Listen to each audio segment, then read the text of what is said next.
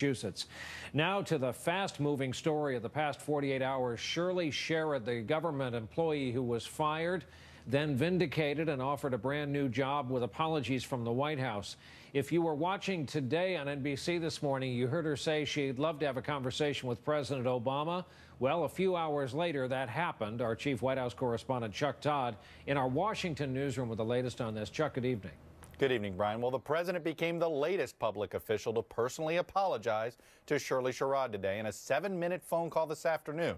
The president also encouraged her to take a new Agriculture Department job that's been specifically designed for her. From his private study just off the Oval Office, the president phoned Shirley Sherrod to try to extinguish what has become a firestorm. Obviously, she's got a remarkable story. He expressed his apologies for the events of the last several days.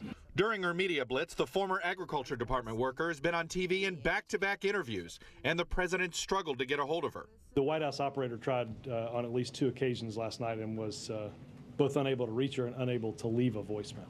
This morning, Sherrod indicated she wanted to speak to Mr. Obama, not to receive an apology, but to share her experiences. People at the grassroots level, people who live out there in rural America, people who live in the South, I know he does not have that kind of experience. Gibbs said the president talked with Sherrod about some of the stories he recounts in his book, Dreams from My Father. I know the president believed it was a good call. The president encouraged her to take a new job dealing with civil rights in the Department of Agriculture and told her to stay in touch. I can always get to him,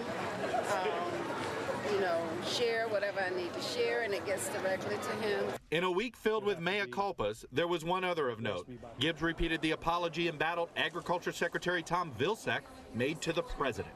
I'm sorry. I made a mistake. I acted before I had the full benefit of what had happened.